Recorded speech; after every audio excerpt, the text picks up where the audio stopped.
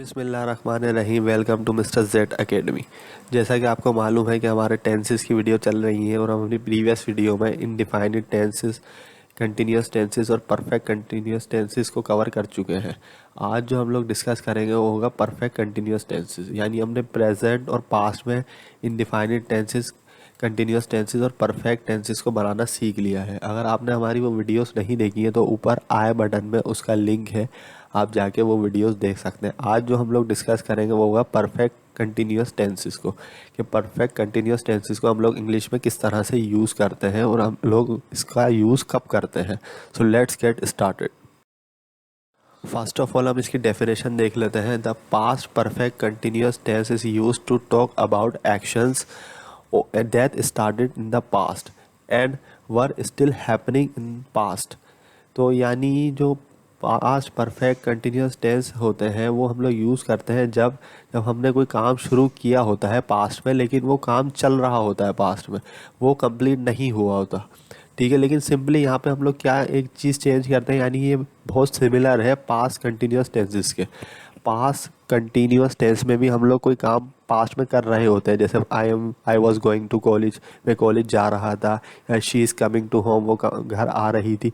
तो यहाँ पे भी हम लोग काम ही करते हैं, लेकिन यहाँ पे सिर्फ एक क्या चेंज होता है, यहाँ पे ये चेंज होता है कि यहाँ पे हमने टाइम भी मेंशन किया होता है, यानी हम लोग टाइम भी बताते हैं कि वो काम जो हम लोग कर रहे थे, आने का, जाने का, खाने का, वो कब से कर रहे होते हैं पास्ट में, ये भी बताया होता है।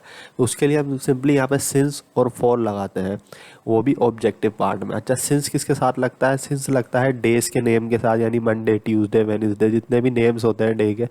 इसी तरह से मॉर्निंग, इवनिंग, नाइट, ये सब के साथ हम लगाते हैं सिंस। या ईयर होता है जैसे 2024, 2023, 2022, ये सारे क्या है, ये पॉइंट आउट करते हैं हम टाइम को, कि हम जो काम कर रहे थे वो जब से कर रहे थे। फॉर का हम लोग यूज़ उस वक्त करते हैं जब वो टाइम जो है वो कंटिन्यूसली चेंज हो रहा होता है। जैसे 2 डेज़ है, अब कल तो 2 डेज़ नहीं होंगे, कल 3 डेज़ हो जाएंगे, कल 4, इसी तरह से परसों 4 डेज़ हो जाएंगे। तो वो डेज़ तो वो ज़्यादा कम होते रहते हैं, यानी ज़्यादा हो जाएंगे। फिर महीने में अगर एक दिन, महीने में 30 दिन होते हैं, फिर हम लोग नेक्स्ट मंथ में जाएंगे तो उसमें 31 दिन होगा, यानी वो टाइम बढ़ेगा, वो टाइम कम नहीं होगा। तो सिंस और सिंस के अंदर हम पॉइंट आउट करते हैं, और फॉर में हम लोग सिर्फ उसके बारे में ये मालूम करते हैं कि वो टाइम बढ़ रहा था पास्ट में। तो ये इसकी डेफिनेशन होती है। अब हम इसकी कुछ एग्जांपल्स देख लेते हैं। Formula of making past perfect continuous tenses. अच्छा, जो इसकी हेल्पिंग वर्ब होती है वो होती है हैड बीन। ठीक है, हैड बीन को हम लोग यूज़ करते हैं सब सब्जेक्ट के साथ। यहाँ पे चेंज नहीं होती, हेल्पिंग वर्ब यहाँ पे वही रहती है, यानी सबसे पहले यहाँ पे आ जाएगा सब्जेक्ट। ठीक है, फिर उसके बाद यहाँ पे आती है हेल्पिंग वर्ब, यानी ये जो हेल्पिंग वर्ब है यहाँ पे हम लगाएंगे हैड बीन। सबसे पहले सब्जेक्ट लगा लेंगे, फिर उसके बाद हेल्पिंग वर्ब होगी हैड बीन। फिर वर्ब की फॉर फॉर्म लगाते हैं। वर्ब की फॉर फॉर्म के बारे में हमने डिस्कस कर लिया था अपनी पास्ट कंटिन्यूस टेंसेस में अपनी प्रीवियस वीडियो में। अगर आपने हमारी वो भी वीडियोस नहीं देखी है तो ऊपर आई बटन में उसका भी लिंक है, आप वो जाके वीडियोस देख सकते हैं।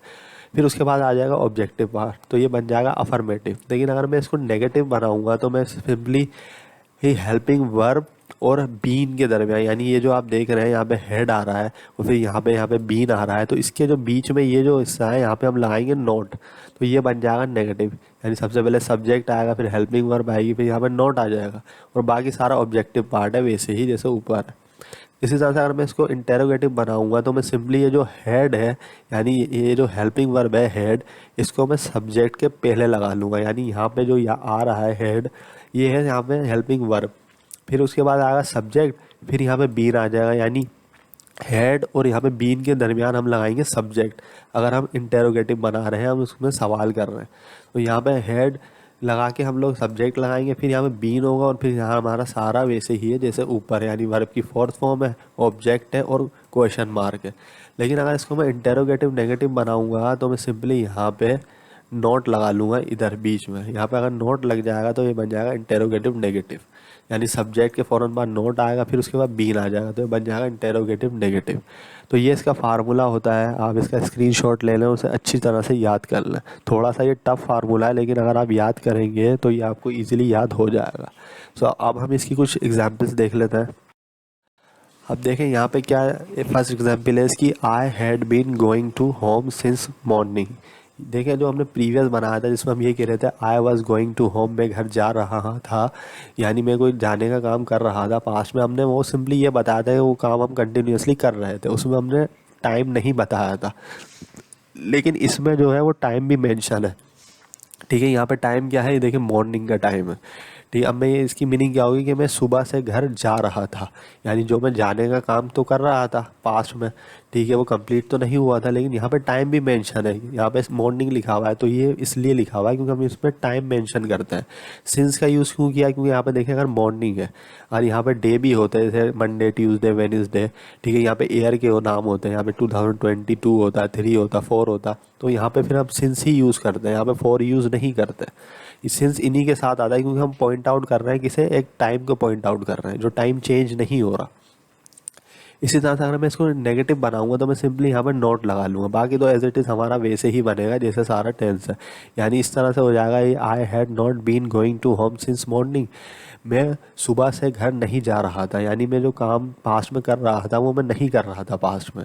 ये मैं आपको ये बता रहा हूँ इस पास्ट परफेक्ट कंटिन्यूअस टेंस के नेगेटिव पार्ट में। ठीक है, लेकिन अगर मैं इसको इंटेरोगेटिव बनाऊंगा तो मैं सिंपली यहाँ पे हेल्पिंग वर्ब जो हेड है उसको पहले ले आऊँगा, फिर उसके बाद यहाँ पे मैं लगा दूंगा सब्जेक्ट, फिर यहाँ पे होगा बीन। अच्छा, ये बीन भी हेल्पिंग वर्ब ही है, लेकिन ये जो हेड और बीन के दरमियान में आए आ रहा है, बस ये सब्जेक्ट है, तो ये बन जाएगा इंटेरोगेटिव, बाकी सारा एज इट इज़ होगा। इसकी मीनिंग क्या होगी, had I been going to home since morning, क्या मैं सुबह से घर जा रहा था। यहाँ पे मैं सवाल कर रहा हूँ, इसका जवाब आप मुझे येस और नो में दे सकते हैं। इसी तरह से अगर मैं इसको नेगेटिव बनाऊंगा, इंटेरोगेटिव नेगेटिव, तो मैं सिंपली यहाँ पे नोट लगा दूंगा। अगर यहाँ पे नोट लग जाएगा तो वो बन जाएगा इंटेरोगेटिव नेगेटिव। इसका जवाब भी आप मुझे येस या नो में दे सकते हैं। इसकी मीनिंग क्या होगी, had I not been going to home since morning, क्या मैं सुबह से घर नहीं जा रहा था, तो इसका जवाब भी आप मुझे येस और नो में दे देंगे। इसकी हम कुछ और एग्जाम्पल्स देख लेते हैं। He had been playing for 2 hours, वो 2 घंटे से खेल रहा था, यानी देखें जो वो काम पास्ट में कर रहा था, ठीक है, उसमें हमने टाइम भी बताया है कि वो कब से काम कर रहा था, ये वो 2 आवर्स है, यानी 2 घंटे से वो ये काम कर रहा था।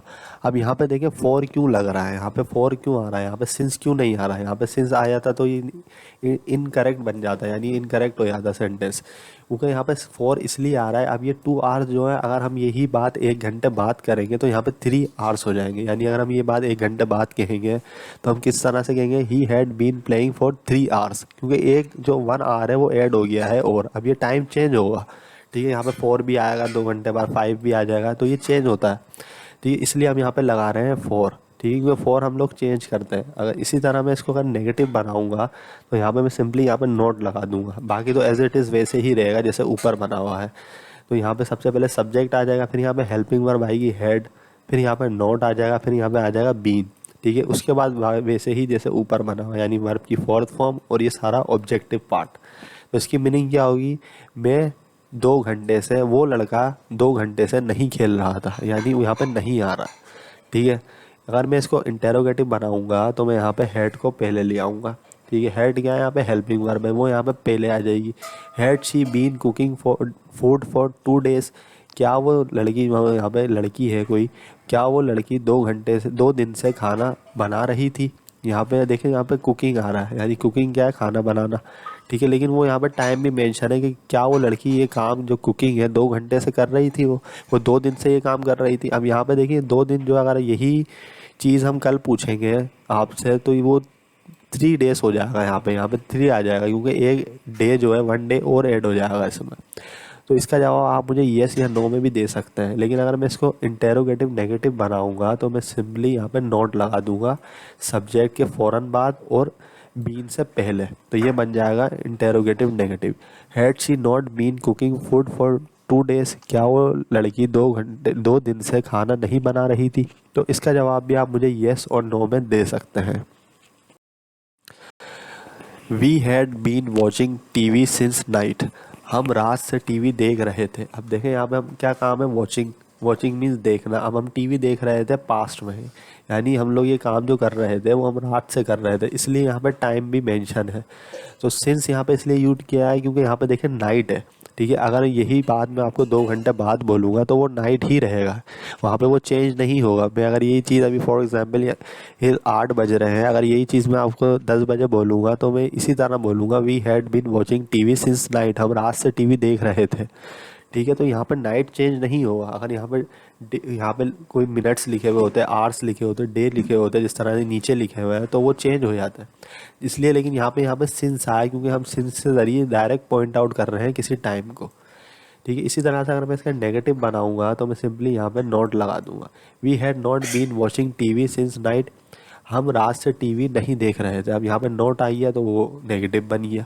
लेकिन अगर मैं इसको इंटेरोगेटिव बनाऊंगा तो सिंपली यहाँ पे मैं हेड को पहले ले आऊँगा, यानी यहाँ पे हेड आ जाएगा, फिर यहाँ पे सारा वैसे ही जैसे ऊपर बना हुआ है।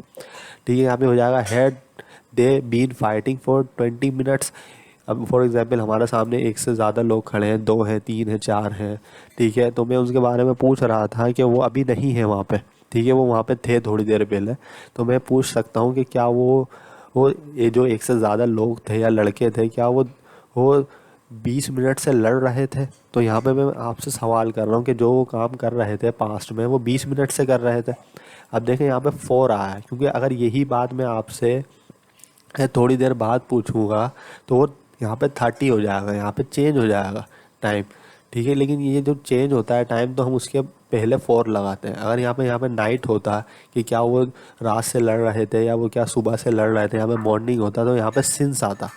ठीक है, लेकिन यहाँ पे 20 मिनट्स आ रहा है तो इसलिए यहाँ पे 4 लगा है।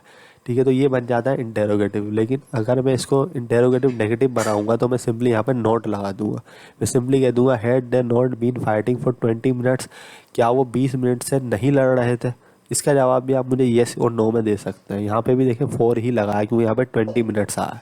तो ये पास्ट परफेक्ट कंटिन्यूस टेंस में हम लोग ये डिस्कस करते हैं कि जो पास्ट में हमने काम शुरू किया था, जो हम पास्ट में काम कर रहे थे, वो कब से कर रहे होते थे। इसमें टाइम भी मेंशन होता है।